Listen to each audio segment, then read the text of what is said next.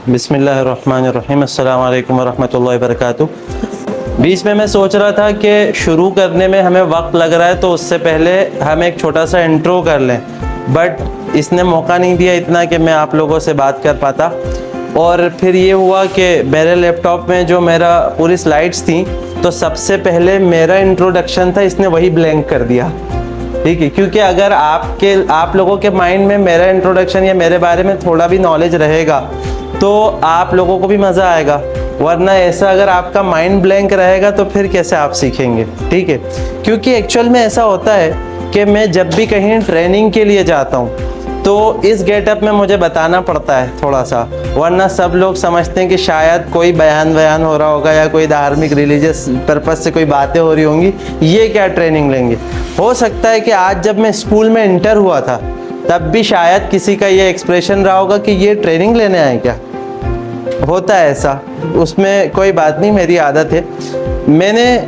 मेरा जो educational background है, जो मेरी स्टडीज़ हैं वो हैं तो पूरी इस्लामिक। ठीक है, मैं अल्हम्दुलिल्लाह कुरान हिफ्ज़ किया है, उसके बाद graduation and post graduation Islamic studies में किया है। पोस्ट ग्रेजुएशन मेरा सेइंग ऑफ द प्रॉफिट सल्लल्लाहु अलैहि वसल्लम हदीस शरीफ में।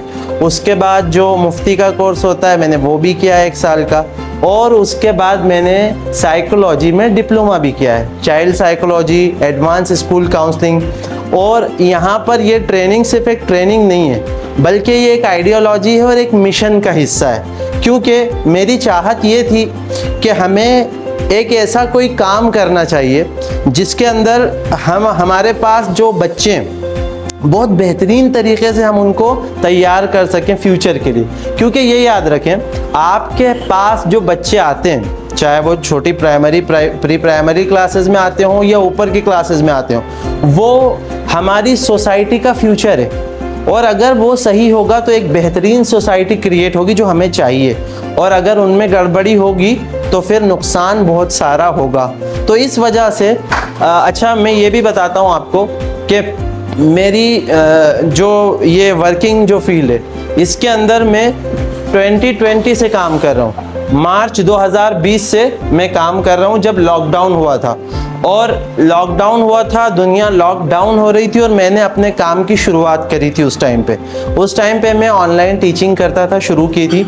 और मेरी शुरुआत भी जो हुई थी वो ऑनलाइन क्लासेस सबसे पहले मैंने लेना शुरू की थी कुरान की, देन अरबिक स्पीकिंग की, चूँकि अरबिक मेरी हमेशा से फ्लुएंट रही।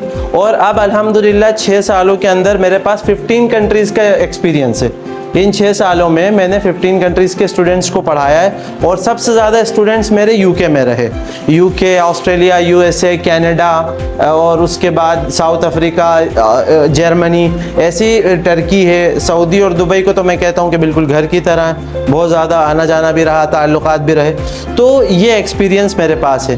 और इन 15 कंट्रीज़ के स्टूडेंट्स में अभी सब पढ़ नहीं रहे, मतलब कनेक्शंस रहे, अलग अलग लोगों को पढ़ाया, लेकिन फ्रॉम 3 to 63 ईयर्स मेरे स्टूडेंट्स की जो एज रही है, वो 3 ईयर्स के बच्चे को भी मैंने पढ़ाया है, और 63 ईयर्स के एक अंकल भी अभी मेरे पास पढ़ते हैं। तो ये सारा एक्सपीरियंस मेरे पास रहा। वहाँ से मुझे देख के ये लगा कि जब उस वक्त लॉकडाउन में जब आपने देखा कि पूरी दुनिया बंद थी, मुझे बाहर निकलने का मौका मिला, वर्चुअली नॉट फिजिकली, बाहर निकलने का मौका मिला, बाहर की चीज़ें देखी, अलग अलग कंट्रीज़ के करिकुलम्स देखे, स्कूल प्लान्स देखे, सब मुझे देखने का मौका मिला। तो मुझे ये लगा कि हमारे यहाँ के सिस्टम में भी तो चेंजेस आने चाहिए।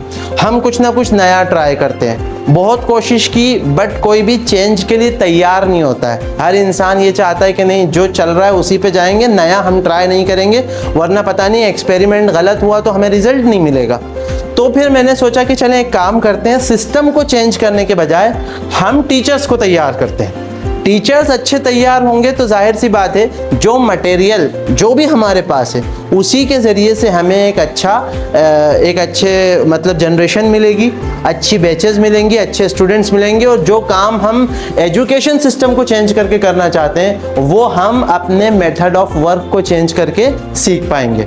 तो फिर इसके अंदर जब चाइल्ड साइकोलॉजी पढ़ी, और हालांकि आप लोग हंसेंगे सुन के, लेकिन ये हकीकत बात है कि साइकोलॉजी पढ़ने का मकसद क्या था।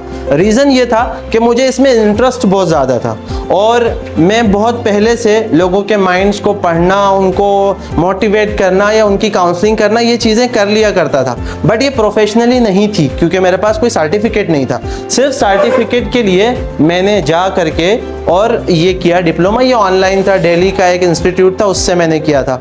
अच्छा, मेरे लिए मसला ये था कि मैंने कभी स्कूल नहीं पढ़ा है, मैं कभी स्कूल गया नहीं हूँ। मैंने सिर्फ 10-12 दिए, वो भी ओपन से दिए, उसके अलावा मैं कभी स्कूल नहीं गया। तो मेरे लिए एक मसला था। लेकिन बाहर की दुनिया से कनेक्ट होने के लिए मुझे शौक़ पहले से था। लैंग्वेज पे मेरी थोड़ी बहुत ग्रिप थी, इंग्लिश पे। मुझे जब यूके के स्टूडेंट्स मिले, और बल्कि यूके के स्टूडेंट्स मिलने से पहले घाना एक कंट्री है ना, अफ्रीकन कंट्री, घाना के स्टूडेंट्स मुझे मिले। और घाना के स्टूडेंट्स जब मिले तो फिर उनके साथ इंटरेक्शन करने में मुझे थोड़ी प्रॉब्लम आने लगी कि मेरी इंग्लिश परफेक्ट होनी चाहिए थी, चूँकि मैं अरबिक उनको पढ़ाता था और उसमें मुझे ट्रांसलेशन करना होता था, उनको एक्सरसाइज करवानी होती थी। तो वहाँ पे उनके साथ कर करके मुझे काफ़ी फ़ायदा हुआ और फिर अल्हम्दुलिल्लाह लैंग्वेज पे भी ग्रिप हो गया। अरबी मेरी वैसे ही फ्लुएंट है। तो मकसद ये था कि हम जो कुछ एक्सपीरियंस हमारे पास है, मैं आपको सिखाने नहीं आया हूँ, मैं आपके साथ शेयर करने आया हूँ, ताकि आपके साथ शेयर करूँगा तो मुझे भी कुछ नई चीज़ें मिलेंगी। और मैं जहाँ भी जाता हूँ तो मैं यही करता हूँ, मैं क्वेश्चंस पूछता हूँ या मैं हर एक टीचर से कोशिश करता हूँ कि अब उनका भी ओपिनियन लूँ किसी चीज़ में, क्योंकि हर आदमी परफेक्ट नहीं होता। लेकिन हम कहीं से भी लेंगे, जहाँ से भी हासिल करेंगे तो हमें बहुत कुछ सीखने को मिलेगा। और ऐसा होता है, अगर मैं आपको रिकॉर्डिंग्स दिखाऊंगा आज के सेशन की और आज से पहले की सेशंस की, मान लें कि प्रेजेंटेशन की कुछ स्लाइड्स सेम होंगी लेकिन मेरे वर्ड्स अलग अलग होंगे, क्योंकि इंसान आगे बढ़ता है तो सीखता है। इस बात को कहने का मकसद ये है कि हम कभी भी ये ना सोचें कि हम क्यों सीखेंगे। हम जितना सीखेंगे, जहाँ से मौका मिलेगा हम सीखेंगे और उतना ही हम आगे बढ़ेंगे, अपने अंदर इम्प्रूवमेंट लेकर के आएंगे। तो ये कुछ चीज़ें हैं जो हमें अपने अंदर तब्दील करनी चाहिए, चेंज करनी चाहिए। अब चूँकि यहाँ पे ये जो हमारा सेशन है एकेडमिक ईयर के बिल्कुल शुरू में है, ठीक है, हमारा एकेडमिक ईयर शुरू हो रहा है, स्टार्ट हो रहा है, तो ज़रूरी था कि पहले हम उसी पे बात करें कि शुरुआत किस तरह होनी चाहिए। जब शुरुआत अच्छी होगी तो आगे भी चीज़ें सही होंगी, और अगर शुरुआत गलत होगी तो फिर क्या होगा, प्रॉब्लम होगी। तो इस वजह से शुरुआत के लिए a new academic year, a new opportunity. हमारे पास एक बहुत बड़ी अपॉर्चुनिटी होती है जब एक न्यू एकेडमिक ईयर शुरू हो रहा होता है, ठीक है। वहाँ पे हमारे पास मौके मिल रहे होते हैं बहुत सारे, हमें काम करने का मौका मिलता है। कभी ऐसा होता है कि हम सोच रहे होते हैं कि अच्छा ठीक है, एक स्टूडेंट आएंगे, हम पढ़ाएंगे, वही एक सिस्टम चला आ रहा है जो चल रहा है, स्कूल ने हमें सब्जेक्ट्स दे दिए हैं या हमें काम दे दिए हैं, हम उसके हिसाब से पढ़ाएंगे और ख़त्म करेंगे। बट हमारी सोच ये नहीं होनी चाहिए। हमारी सोच ये होना चाहिए, हमारे पास नए स्टूडेंट्स आएंगे, हमें नए आइडियाज़ मिलेंगे, नए माइंडसेट आएंगे, नई नई चीज़ें हमें मिलेंगी। और ये याद रखें कि इस स्लाइड से या इस ट्रेनिंग से जो भी चीज़ें हम और आप सीखेंगे वो सिर्फ हमारी प्रोफेशनल लाइफ या स्कूल तक के लिए नहीं है, बल्कि पर्सनल लाइफ में, अपनी ज़िंदगी में बहुत काम आएंगी। आपके अपने घर में, आपके अपने किसी भी जगह पे आप जाएंगे तो ये चीज़ें आपके लिए काम आएंगी। आप देखिए, every year is a fresh beginning.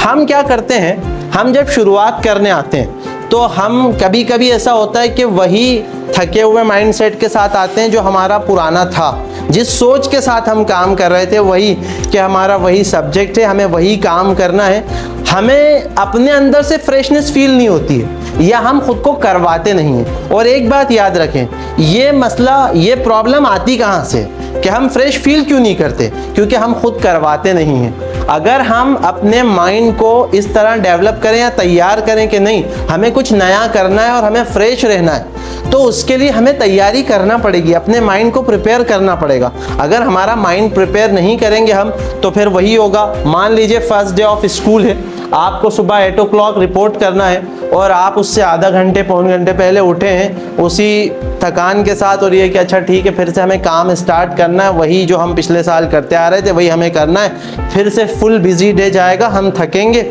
और उसी सुस्ती के साथ हम स्कूल में आते हैं और वही इम्प्रेशन हम स्टूडेंट पे भी डालते हैं। तो फिर ना उनके ऊपर असर होता है, ना हम अपने अंदर कोई तब्दीली, चेंजेस ला पाते हैं। अच्छा, कुछ बच्चे वो होते हैं जो छोटी क्लासेस में पहली बार आए होते हैं तो वो थोड़े एक्साइटेड होते हैं, उनके अंदर एक एक्साइटेडनेस होती है कि हम स्कूल जाएंगे। कुछ बच्चे रोते भी हैं, ऐसे भी होते हैं, और कुछ होते हैं जो क्या करते हैं, खुश होते हैं। तो अब जब हमें वो देखते हैं तो फिर उनके अंदर से भी वो एक्साइटेडनेस ख़त्म हो जाती है। और जो बच्चे नर्वस हो रहे होते हैं, रो रहे होते हैं, हमें फ्रेश देख के वो भी फ्रेश फील कर सकते हैं नेक्स्ट क्लासेस में, अगली क्लासेस में।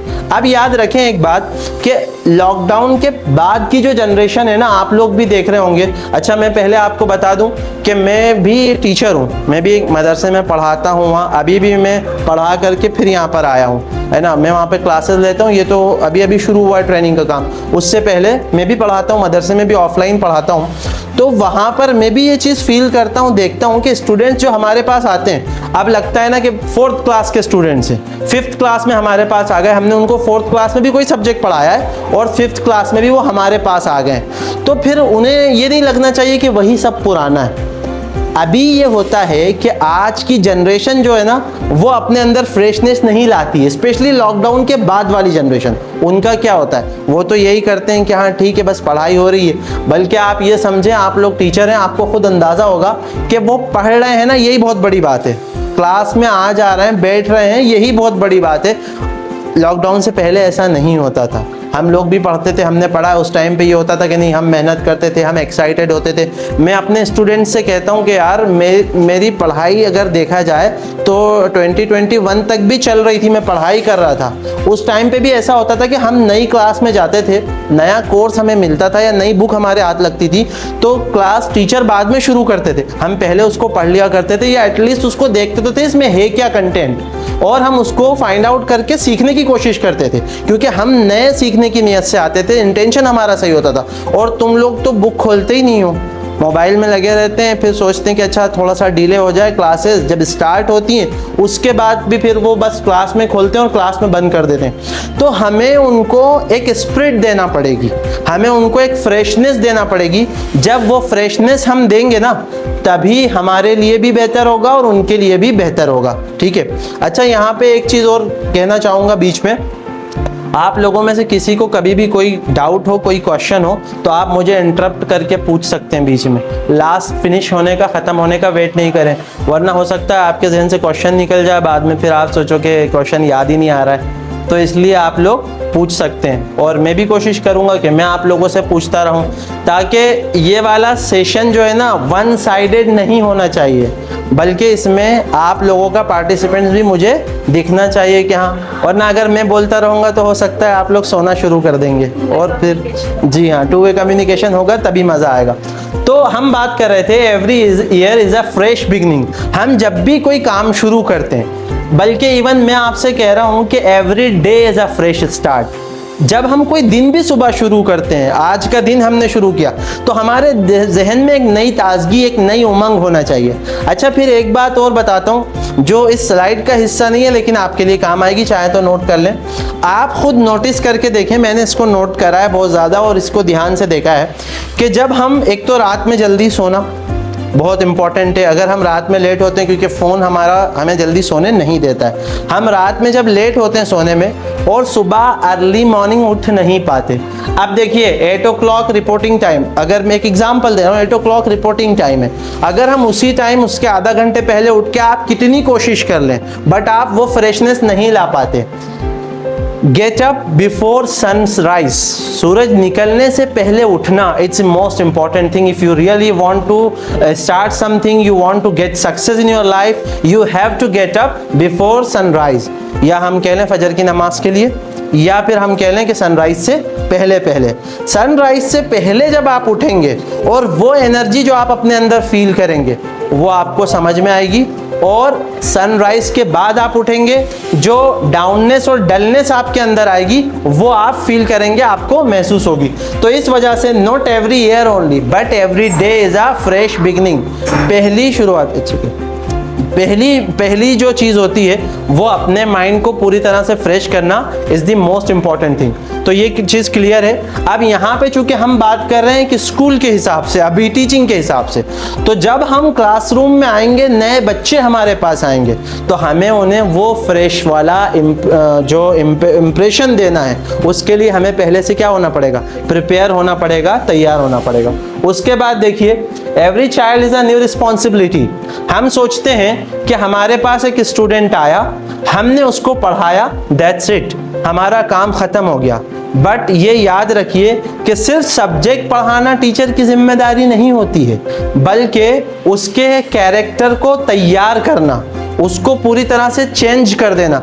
एक बात बताएं, आप खुद से एक क्वेश्चन पूछें कि पेरेंट्स ने बच्चे को आपके हवाले क्यों किया है, छोटा बच्चा हो या किसी भी स्टैंडर्ड का, किसी भी क्लास का, किसी भी एज का बच्चा हो, क्यों आपके हवाले किया है? ताकि वो कुछ सीखेगा, कुछ समझेगा और एक अच्छा इंसान बनेगा।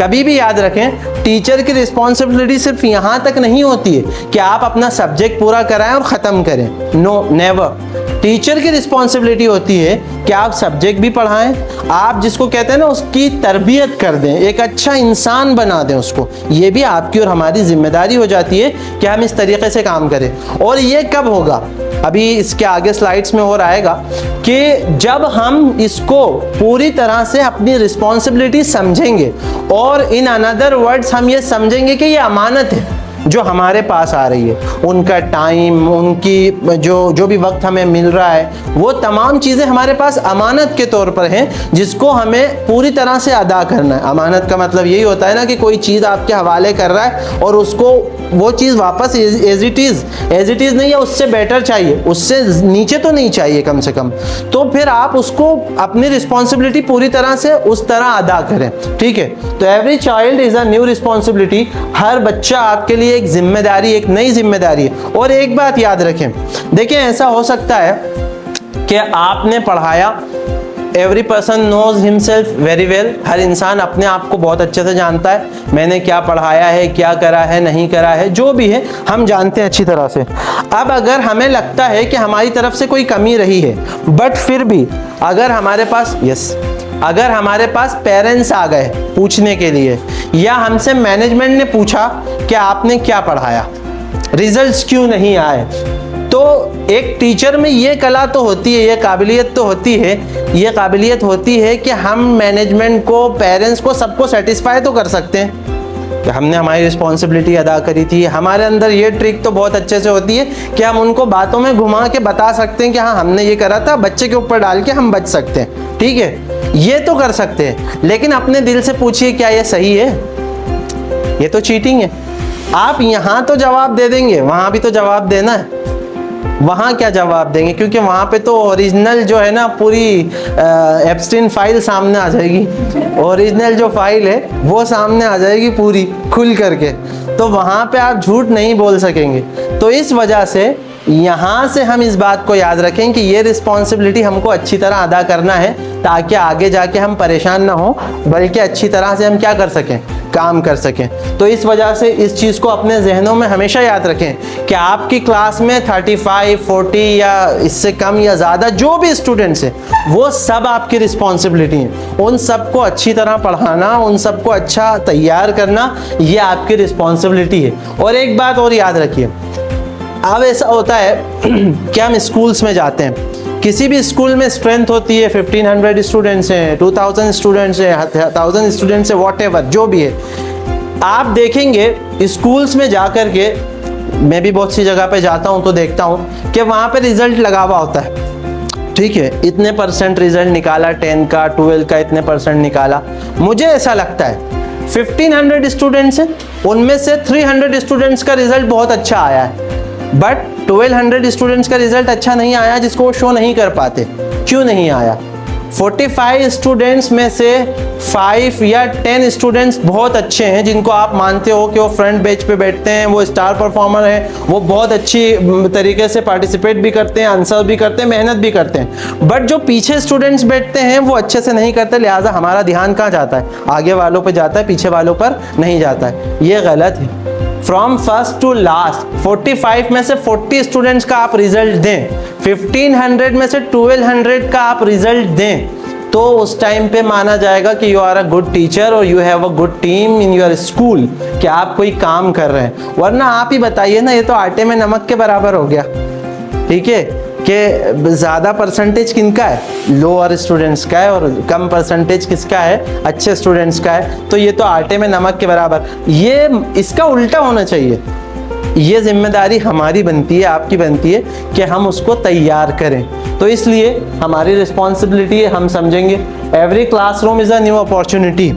अब देखें, एक बात ये याद रखें कि every classroom is a new opportunity. हमारे पास अपॉर्चुनिटीज़ किस तरह की होती हैं। जैसे मैं आपको बता रहा हूँ कि आज मैं आपके यहाँ पर आया हूँ, लास्ट मंथ में 18 और 19 को मैं भोपाल में एक स्कूल में था, 20 को इंदौर के एक स्कूल में था, है ना, ट्रेनिंग के लिए जाना होता रहता है।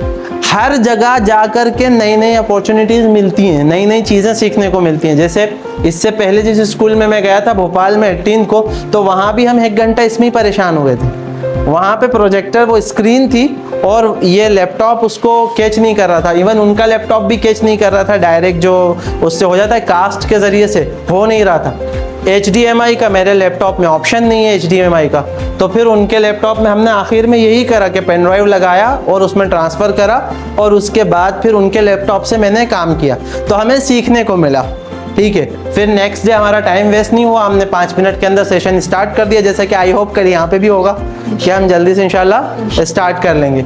तो इस वजह से मुझे भी सीखने को मिलता है। फिर क्या होता है, टीचर्स के क्वेश्चंस होते हैं, वो भी मेरे लिए बहुत सीखने का मौका मिलता है मुझे। मैं उनको आंसर करता हूँ या उनको कोई चीज़ बताता हूँ तो वो मेरे लिए भी अच्छा होता है। या कभी कभी में होता है, जैसे मैं अभी आप लोगों से भी कहूँगा किसी भी पॉइंट पे कि चलें आप एक एक लाइन में अपना आंसर दें, अपना पॉइंट बताएं, या हम इस काम को किस तरह कर सकते हैं आप बताएं, तो उससे हमें फ़ायदा होता है। और फ़ायदा ये होता है कि हमें नए मौके मिलते हैं, नई चीज़ें मिलती हैं। अब आएँ वापस इस पॉइंट पर आते हैं, every classroom is a new opportunity. जब आप यहाँ पहुँचते हैं तो पता है क्या होता है, आप क्लास में गए, आपके पास इतने सारे बच्चे अलग अलग माइंडसेट के, अलग अलग तरह के, आप उनको जब डील करेंगे, उनको समझाएंगे, समझेंगे, पढ़ाएंगे, उनके माइंड को पढ़ेंगे, समझेंगे ना, तो आपके अंदर खुद ब खुद डेवलपमेंट होगा, ग्रोथ होगी, आपके पास खुद ब खुद स्किल्स में इजाफा होगा, आप फिर और ज़्यादा कर पाएंगे। अच्छा, एक क्वेश्चन है यहाँ पर, वो ये है, मैं अब ये क्वेश्चन आप सबसे पूछ रहा हूँ, एक एक पॉइंट में सब बताएंगे कि आप और हम टीचर हैं, तो हम किस माइंडसेट के साथ आ रहे हैं कि हम किसको पढ़ा रहे हैं। पता है अभी हम टीचर हैं, हम क्लासरूम में आते हैं या हम स्कूल में आते हैं, तो हमारा माइंडसेट क्या होता है, हम किन लोगों को तैयार कर रहे हैं, किन को पढ़ा रहे हैं। क्योंकि इस तरह को ये समझना पड़ता है कि उनका लेवल क्या है, वो समझने के बाद ही उनको उनके अकॉर्डिंग ही समझाना पड़ता है, उनके लेवल पर जाना। दैट्स गुड, ठीक है। पेट के भी आंसर दे सकते हैं, पकड़े होना ज़रूरी नहीं। सर, हम लोग डायरेक्ट आते हैं, बच्चों से मिलते हैं और बच्चों से भी जानते हैं कि बच्चा क्या चाह रहा है हमसे। फिर जो सिलेबस दिया जाता है, जनरली टीचर में तो टीचर नहीं हूँ, मगर ये है कि जो भी लेसन रहता है वो बच्चों को पढ़ाते हैं, अच्छे से एक्सप्लेन करते हैं, बच्चे को समझते हैं तो उनको समझाने की कोशिश करते हैं। मगर यहाँ प्रॉब्लम ये है कि उन बच्चों के पेरेंट्स ऐसा नहीं समझ पाते जो हम और आप समझते हैं। एग्जैक्टली, हम कौम का मुस्तकबिल तैयार कर रहे हैं, दैट्स गुड, देश का फ्यूचर तैयार कर रहे हैं, तो उस हिसाब से हमारी रिस्पॉन्सिबिलिटी बड़ी हो जाती है, इसको फॉलो करना रहता है, पूरे करना है। बिल्कुल सर। तो हम ये कर सकते हैं कि बच्चे का माइंड सेट क्या है, वो क्या सीखना चाहता है, उसके आधार पर हम उसका नॉलेज दे सकते हैं ताकि फ्यूचर में उसको काम हो। सर सेम आंसर कि हम हमारा जो फ्यूचर है हम वो यहाँ प्रिपेयर करने आए हैं, जिस तरीके से हम लोग टीच करेंगे उसी तरीके से वो आगे prepare And that is the only my target is the average and below average student. It's not a higher and not. Because अगर मेरा mindset ये average and below average में फाइल में रखे काम करते हैं, तो definitely result will increase day by day. Higher standard, तो automatically अपने हम उसमें improve करते आएंगे, वो बढ़ेगा. जी। And just lower class, जो सबसे नीचे, उसके लिए मेहनत ज़्यादा है, उसके साथ उसके parents का है. But below average and average, के लिए भी मुझे सबसे ज़्यादा target करना है, तो आपको target 40+ are the result of last time. That is definitely going to be increased. That is the motivation. तो जाहिर सी बात है हमें आगे तो बढ़ना पड़ेगा। और किसी के पास जी? सर मेरा मकसद ये होता है कि बच्चों में जो सबसे ज़्यादा वीक बच्चा होता है उसी को आगे improve करना चाहिए। क्योंकि हमारा मैंने रेगुलर टीचरों को ये देखा कि सिलेबस दिसंबर तक कंप्लीट होना चाहिए, वो कंप्लीट कर देते हैं। मेरा आज तक कभी भी दिसंबर तक सिलेबस कंप्लीट नहीं किया। आज तक मेरा मकसद रहता है कि बच्चे को सिखाना है। आपको आपका अगर 10 चैप्टर है तो आप 10 में सिखाओ, 5 चैप्टर जो बहुत अच्छी कमांड करवा देंगे, और जो उन्हें नहीं आता ना बस वो सिखाइए। क्योंकि जब असेंबली हो और कोई टीचर पूछ ले ना, स्टाफ मैनेजमेंट पूछ ले कि आपको इस पूरे टीचर्स में से सबसे बेस्ट टीचर कौन सा लगता है, तो मेरा नाम होना चाहिए। Very good, very good. इसमें मैं भी आपके साथ हूँ। मेरा भी सिलेबस पूरा नहीं होता है कभी भी, क्योंकि मैं कोशिश यही करता हूँ, लेकिन जितना मैंने पढ़ाया वो होता है उसमें से मुझे रिजल्ट्स मिलता है अल्हम्दुलिल्लाह जी। हम जब उस तरह के स्टूडेंट, असल होता क्या है, मोस्टली जो स्टूडेंट होते हैं ना वो हमारे से ये कोशिश करते हैं किसी तरह हम टीचर के फेवरेट बन जाएं, और वो बातों के ज़रिए बनना चाहते हैं, लेकिन वो कामयाब नहीं हो पाते।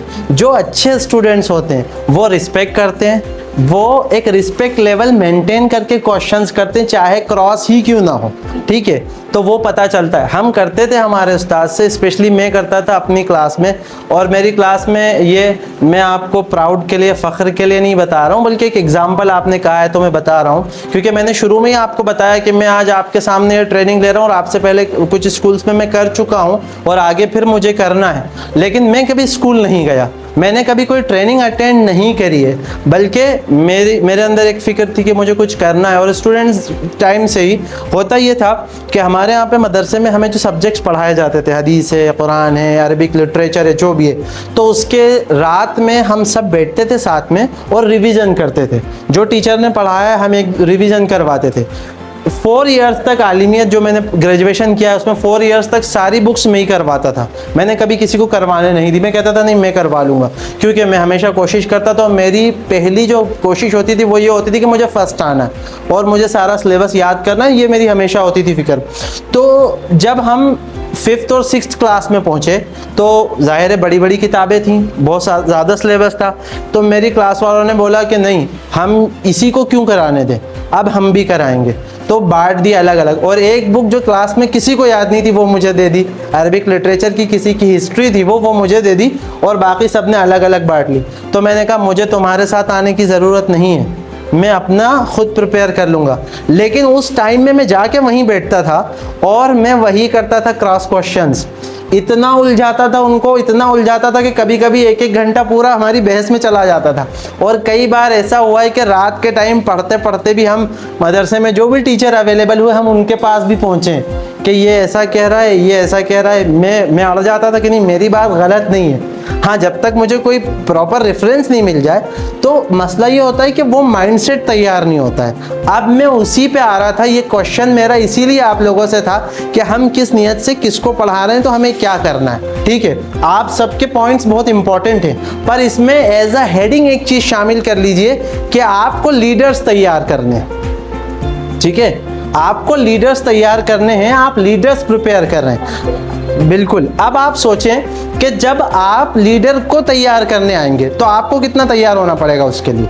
जाहिर सी बात है आपके लिए वो माइंडसेट आपके पास होना चाहिए। अभी इससे पहले जहाँ ट्रेनिंग थी तो वहाँ पर एक टीचर ने मुझसे एक सवाल पूछा था। वो ये था कि किसी पेरेंट्स ने ये सवाल पूछा कि जब कॉन्वेंट स्कूल होते हैं, हम देख रहे हैं बहुत सारे, जैसे हमारे शहर के टॉप के स्कूल्स हैं, वहाँ पर जो मेंटालिटी बिल्ड होती है वो हमारे स्कूलों में क्यों नहीं हो रही है। उनका एजुकेशन लेवल, उनका माइंडसेट, उनकी परफॉर्मेंस, सब चीज़ें जो हो रही हैं वो वाला माइंडसेट यहाँ क्यों नहीं आ पा रहा है। पढ़ने तो हम भी भेज रहे हैं, सिलेबस तो हम भी पढ़ा रहे हैं, टीचर्स तो हम भी हैं। तो मैंने यही जवाब दिया था। हमारे पास जो इम्प्रेशन होता है अक्सर वो यही होता है कि ठीक है, एक जनरेशन हमारे पास आई, हमने पढ़ाया और हमने भेज दिया। बट आप कभी जाके तो देखिए उन स्कूल्स में जहाँ से अच्छे रिजल्ट्स निकल के आ रहे हैं, वो पहले से लीडरशिप तैयार करते हैं। पहले दिन से वो ये माइंडसेट बना देते हैं कि हमें लीडरशिप के लिए इनको तैयार करना है। अब जाहिर सी बात है, जैसे आप देखें फॉर एग्जांपल, अगर हम किसी और की नहीं IAS IPS की उसकी बात कर लें कि IAS IPS के जो क्लासेस होती हैं या जो उसकी बैचेज होती हैं, तो उसके अंदर जो फैकल्टीज़ होती हैं या फिर जो लोग सिलेक्ट होके आते हैं, उसके बाद जो उनके ट्रेनर होते हैं वो कौन होते हैं? मैक्सिमम वो या तो फौज के रिटायर अफसर्स होते हैं या फिर पुलिस डिपार्टमेंट में जिन्होंने अपने सालों लगाए हुए होते हैं, वो खुद उस मैदान से गुजरे होते हैं और उन्होंने पूरी तरह से तैयारी की हुई होती है, या कम से कम उन्हें पता होता है कि हमारे सामने जितने भी लोग बैठे हैं ये जाकर के फील्ड में बहुत ज़बरदस्त तरीके से काम करने वाले हैं, तो इन्हें याद तो होना चाहिए कि कैसे। अब यहाँ पे होता ये है कि एक टीचर जिस माइंड सेट के साथ आता है कभी कभी पढ़ाने, वो खुद इतना लो कॉन्फिडेंस होता है या अनप्रिपेयर्ड होता है, उसको ये डर लगा रहता है कहीं मुझसे कोई क्वेश्चन ना पूछ ले सब्जेक्ट से रिलेटेड, तो इसीलिए कुछ टीचर्स कहते हैं हमने तो आधा घंटे 40 मिनट्स नहीं 20 मिनट्स में सब्जेक्ट पढ़ा के और हम तो बाहर हो गए या हमने कॉपियाँ चेक करी। वो कमाल नहीं होता है, वो आप कमी छुपा रहे होते हो, क्योंकि जो टीचर परफेक्ट होता है वो या तो सब्जेक्ट पढ़ाने के बाद भी क्लास में होता है या फिर उसको टाइम कम पड़ जाता है, क्योंकि उसके बीच में बहुत सारी चीज़ें आती हैं, बिकॉज वो कॉन्फिडेंट है, वो प्रिपेयर होके आया है और उसको लीडरशिप तैयार करना है। वरना होता ये, आप लोग हंसेंगे, मैं मजाक के उससे नहीं सुना रहा, लेकिन एक बीच में एक जोक मैं बता देता हूँ। वीडियो देखी होगी आपने भी सोशल मीडिया पे कि एक बच्चे से एक टीचर कहता है कि बेटा अच्छे से पढ़ो तो महंगी महंगी कारों में घूमोगे, तो बच्चा कहता है सर आप सिर्फ ऑटो से क्यों आते हो। एक क्वेश्चन था यहाँ पे, ये एक जोक था, लेकिन एक सोच कि हमें कुछ करना है, कुछ बनना है, तो जब हम उस इम्प्रेशन के साथ आएंगे और वो नियत हम लेकर के आएंगे कि हमें लीडरशिप तैयार करना है, तो फिर हम उनको वो इम्प्रेशन दे पाएंगे। पहले से उनका कॉन्फिडेंस लो है, वो ये सोचते हैं यार हम नहीं कर पाएंगे या हम अपना बेस्ट नहीं दे पाएंगे, और फिर टीचर से भी वही उनको मिला, सिलेबस हुआ और ख़त्म हो गया, तो फिर उनके पास रिजल्ट्स कहाँ से आएंगे। तो हमें लीडरशिप तैयार करना है और लीडरशिप तैयार करने के लिए हमें मेहनत करनी पड़ेगी। कोई बात नहीं, स्कूल है, चलता है। तो लीडरशिप तैयार करने के लिए हमें भी वो वाला हाई क्लास माइंड लेकर आना पड़ेगा और उसी के साथ हम तैयारी आगे कर सकते हैं, वरना हम आगे तैयार नहीं कर सकते। ठीक है, अभी ये थोड़ा सा हो जाए तो हम आगे बढ़ते हैं, लेकिन ये चीज़ आप जहन में हमेशा रखें, जब भी आप क्लास में जाएं, चाहे नर्सरी में आप जा रहे हैं चाहे किसी भी क्लास में आप जा रहे हैं, आपको ये याद रखना है कि हम फ्यूचर को तैयार कर रहे हैं। और अभी आप में से किसी ने शायद आपने कहा था ना कि पेरेंट्स को भी हमें वो करना पड़ता है, पेरेंट्स की भी जो वो सोच रहे होते हैं, हम जो सोच रहे होते हैं, उनकी और हमारी सोच में बहुत डिफरेंस हो जाता है। तो इसीलिए हमने आपके यहाँ पे तो ये है कि एक स्कूल है, मतलब यहाँ पे आपके साथ में मुझे 3 दिन का सेशन करना है। हमने एक प्लान वो भी रखा हुआ है जो मंथली स्कूल डेवलपमेंट प्रोग्राम है, जिसके अंदर पेरेंट्स, स्टूडेंट्स एंड टीचर उन सब के सेशंस होने हैं। तो अभी वो वाला एक सेशन जुलाई में होने वाला है, उनके साथ में पेरेंट्स के साथ में होने वाला है, क्योंकि उन्होंने यही कहा कि हम पेरेंट्स को कैसे एक्सप्लेन करें, वो तो मानते ही नहीं, समझते ही नहीं। और मैं ये फील करता हूँ कि कभी कभी स्टूडेंट्स से ज़्यादा हमें पेरेंट्स की काउंसलिंग करने की ज़रूरत पड़ती है। ठीक है, उनकी ज़रूरत पड़ती है हमें काउंसलिंग करने की, क्योंकि हम उनको समझा ही नहीं पाते हैं, वो समझते ही नहीं है, वो तो बस अपने सर से जिम्मेदारी उतार दी। CBSE में पेरेंट्स के इंटरव्यू बेस पे बच्चों को रखा जाता है, बिल्कुल उसका रीज़न यही होता है, क्योंकि एक बात याद रखिए कि देखें, टीचर एंड पेरेंट्स ये 2 पिलर्स हैं, इसी पे बच्चे के फ्यूचर की बिल्डिंग खड़ी होती है। अब इसमें से अगर कोई कम ज़्यादा होगा तो उसको बराबर करना पड़ेगा, लेकिन अगर ऐसा होगा तो फिर तो बिल्डिंग तिरछी हो जाएगी, क्योंकि लेवल नहीं हुआ तो फिर मामला गड़बड़ हो जाएगा। चलिए, उसके बाद है every teacher can create new impact. ये चीज़ बहुत इंपॉर्टेंट है। आपका क्लासरूम में इंटर होना एक असर डालता है। ठीक है, आगे और कैरेक्टर से रिलेटेड बातें आएंगी, वो मैं आपको बताऊंगा, क्योंकि जो आप हैं, आप ये समझ लें एक टीचर, और स्पेशली प्राइमरी क्लासेस में, नर्सरी में या स्टार्टिंग में या ऊपर की क्लासेस में, मतलब मिड क्लासेस में स्पेशली, वहाँ पे क्या हो रहा होता है कि मेंटली अगर आप देखें या न्यूरोलॉजिकली अगर आप देखें, बच्चे का माइंड डेवलप हो रहा होता है, और उस टाइम पे वो कैरेक्टर जो रोज़ वो देख रहा है वो उसको अपने माइंड को उसी हिसाब से तैयार कर रहा होता है। इसीलिए एग्जाम्पल के तौर पे आप देखेंगे जो बच्चे कार्टून्स देखते हैं, ठीक है, लाइक डोरेमोन है या कोई भी कार्टून है, ये एक एग्जाम्पल के तौर पे मैंने नाम लिया, तो बच्चे वो कैरेक्टर अपने अंदर ढूंढने लग जाते हैं ना कि हम भी वही हैं, कोई भी एक कैरेक्टर वो कॉपी करने की कोशिश करते हैं। इसीलिए बच्चों को कार्टून्स से बचाना चाहिए, क्योंकि फिर वो उनका बहुत नुकसान होता है, वो एक अलग टॉपिक है।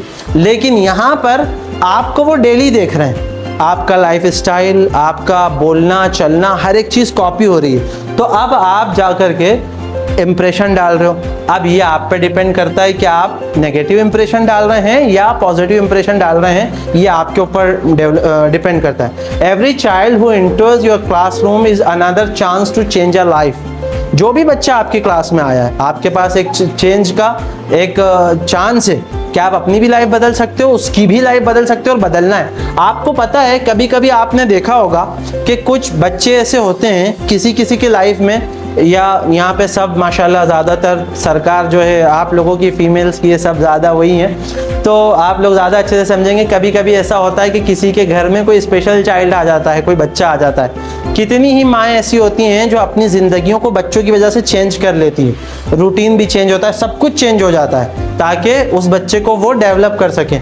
तो ऐसे ही जब हम बच्चों के हिसाब से अपने आप को ढाल लें, और जैसे अभी सर ने कहा था कि हर बच्चा ये कहे कि you are a favourite teacher, ये क्वालिटी जब हमारे अंदर पैदा हो जाएगी, यही चांस हमें मिलता है और यही काम हमें करना है। क्योंकि हम यहाँ है क्यों? हम हैं इसीलिए ना कि इनकी ज़िंदगियाँ बना दें, बदल दें। तो इसलिए इसको चेंज करने के लिए आपको मेहनत करना पड़ेगी और आपको एक बेहतरीन इंप्रेशन बच्चों के ऊपर डालना पड़ेगा। और ये याद रखिए कि जो पर्सनालिटी का इंप्रेशन आप बच्चों पर डालेंगे, वो जाहिर सी बात है आपकी लाइफ में भी वही होगा, वो इंप्रेशन आपकी लाइफ में भी तो होगा। आप अच्छी तरीके से जाएंगे, जहाँ पर भी बाहर निकलेंगे तो जाहिर है आपको लोग जज करेंगे, आपकी पर्सनालिटी के हिसाब से करेंगे, एक इंप्रेशन आपका जाएगा। आप क्लासरूम के लिए तैयार होंगे, और डेली जहाँ क्लास में आपको 40-45 स्टूडेंट्स या कम ज़्यादा स्टूडेंट्स को आपको उनसे बात करनी, उनसे इंट्रैक्शंस करने, तो वहाँ पे आपका कॉन्फिडेंस ज़्यादा बिल्ड होगा, क्योंकि आपको बाहर इतने लोगों से नहीं मिलना है। अब अगर आप इतने लोगों पे अपना इंप्रेशन छोड़ सकते हो, तो जाहिर सी बात है आप कम लोगों पे ज़्यादा अच्छा इंप्रेशन छोड़ पाओगे, तो आपकी अपनी लाइफ में भी ये चीज़ क्या होगी, बहुत ज़्यादा काम आने वाली है। मैं आपको बताता हूँ कि जब मैं क्लासरूम में जाता हूँ पढ़ाने के लिए, तो ऐसा नहीं है कि मैं जैसे यहाँ तैयार होकर आया हूँ, यहाँ के लिए तैयार हुआ हूँ, मैं हमेशा ऐसे ही रहता हूँ, ठीक है। क्योंकि मेरा ये मानना है कि हम अगर तैयार रहेंगे, हमारा इंप्रेशन हमारी पर्सनालिटी से बच्चा जज करेगा।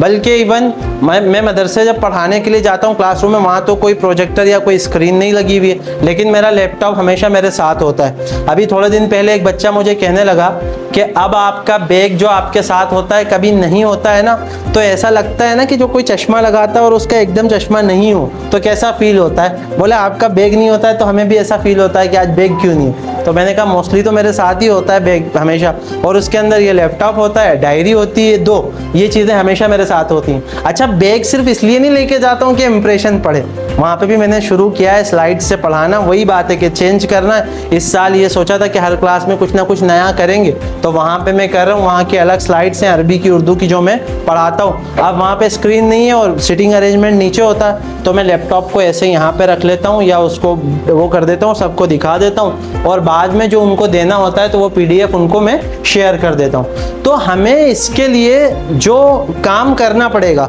वो अपने आप को डेवलप करना पड़ेगा। मैंने जो पढ़ाई की है, अपना ग्रेजुएशन और पोस्ट ग्रेजुएशन जो कंप्लीट किया है वो लखनऊ से किया है। खजराने में मदरसा वहाँ पे पढ़ा, उसके बाद मैं लखनऊ गया था। तो लखनऊ में दारुल उलूम नदवतुल उलमा जो इस्लामिक यूनिवर्सिटी है, वहाँ से मैंने पोस्ट ग्रेजुएशन हदीस शरीफ में किया है। तो अभी वहाँ पे जाना होता है थोड़े थोड़े टाइम में, स्टूडेंट टीचर्स से मिलने हमारे अक्सर मैं जाता हूँ, और हमारी एक सिस्टर भी रहती हैं वहाँ पे। तो एक बार मैं वहाँ पर गया तो एक टीचर मुझे मिले, तो वो मुझसे पूछ रहे हैं कि आपकी शादी है? तो मैंने कहा अभी तो नहीं है। हो गई? क्यों? कह रहे नहीं, इतने तैयार नज़र आ रहे हो। मैंने कहा मैं हमेशा ऐसे ही रहता हूँ, ऐसा कोई स्पेशल नहीं है। तो आप जब एक इम्प्रेशन डालना चाहते हैं तो आपको उस हिसाब से अपनी पर्सनालिटी रखना पड़ेगी। और क्यों? फिर एक क्वेश्चन है क्यों? क्योंकि आप किसके सामने जा रहे हो? आप लीडर्स के सामने जा रहे हो, जो फ्यूचर के लीडर्स हैं। वो आपकी पर्सनालिटी से सीखेंगे कि उनको आगे कैसे बढ़ना है। तो जब वो आपसे सीखेंगे, आप असर डालोगे, तो आप ही उनकी लाइफ भी चेंज कर सकते हो, आप ही उन पर इंप्रेशन डाल सकते हो, आप ही उनका मुस्तकबिल, उनका फ्यूचर बदल सकते हो। उसके लिए आपको मेहनत करने की ज़रूरत है। जी, क्लासरूम की जब बात आ रही है क्लासरूम अपॉर्चुनिटी तो यहाँ पर हम क्या देखते हैं कि कुछ बच्चे ऐसे हैं जो एटिकेट्स भूल चुके हैं, डिसिप्लिन भूल चुके हैं, टीचर का डर नहीं रहा उनके दिल में, बिल्कुल। और अगर फ्रेंड बन के वो पढ़ाते हैं तो यहाँ चढ़ करके है ना, ये चीजें सामने देखने मिलती है। और लोगों के बाद से जो एटिकेट्स इनमें कम हुए, मैनर्स, टीचर्स को कुछ भी बोलना उनके बारे में, कहीं पर भी कुछ भी लिख देना, अलग क्या रिस्पेक्ट करते बच्चे। लेकिन अब वो एक्सप्रेस करके कॉल आया है, उन्होंने कहा क्या क्लास को चालू है 12:30 अच्छा ठीक है, क्योंकि वो स्टूडेंट सामने ओके ओके ठीक है जी, आप कम वो क्लासरूम मैनेजमेंट और अपॉर्चुनिटी से रिलेटेड था। तो ये चीज़ें हम जब पढ़ाते हैं ना, जैसे हायर क्लासेस 9 to 12 पढ़ाती हूँ मैं, वहाँ तक तो ठीक है, बच्चे समझ लेते हैं, मैच्योर हो जाते हैं 12 तक के बच्चे। लेकिन जो प्री प्राइमरी है, मिडिल जो लेवल रहता है इनकी, जो टीनेज होती है, वहाँ अभी खासकर बॉयज में देखने को मिलता है, ना एटिकेट्स रहे हैं, ना डिसिप्लिन रहा है, लीडर है, और फिर फ्रेंड बनते हैं टीचर, थोड़े से उनको ढील देते हैं इस तरह से, जी, तो जी, जी। वो कहाँ से कहाँ पहुँच जाते हैं, कुछ भी दोस्त यार समझ लेते हैं टीचर्स को। तो ये प्रॉब्लम आती है क्लासरूम मैनेजमेंट में, खासकर इस मुस्लिम एरिया में। जी जी जी, आप बिल्कुल सही कह रही हैं। अब देखें यहाँ पर ये जो स्लाइड्स थी या ये वाला जो पूरा प्रेजेंटेशन है, वो एक न्यू एकेडमिक ईयर को बेहतर बनाने के उससे है। दूसरे और तीसरे जिनका जो हमारा सेशन है, उसके अंदर क्लासरूम मैनेजमेंट का पूरा वो है, तो उसके अंदर वो स्लाइड आपको मिलेगी और आपका आंसर भी आपको मिलेगा। अब यहाँ पे एक क्वेश्चन था, what is one thing you want to improve this year. ठीक है, आप लोगों से ये एक सवाल है, what is one thing you want to improve this year. चाहे आप स्कूल में इम्प्रूव करना चाहें, चाहे आप अपने क्लासरूम में इम्प्रूव करना चाहें, चाहे आप अपने अंदर वो इम्प्रूवमेंट लाना चाहें, चाहे आप स्टूडेंट्स के अंदर वो इम्प्रूवमेंट लाना चाहें, बट क्या एक चीज़ ऐसी होनी चाहिए जो आपको लगता है कि अगर हमने इसको इम्प्रूव कर लिया तो हम बहुत कुछ बेटर कर सकते हैं।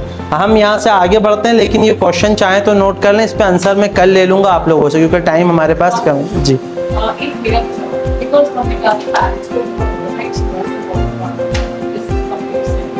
But I feel that the parents is completely hatred, not Yes. actually.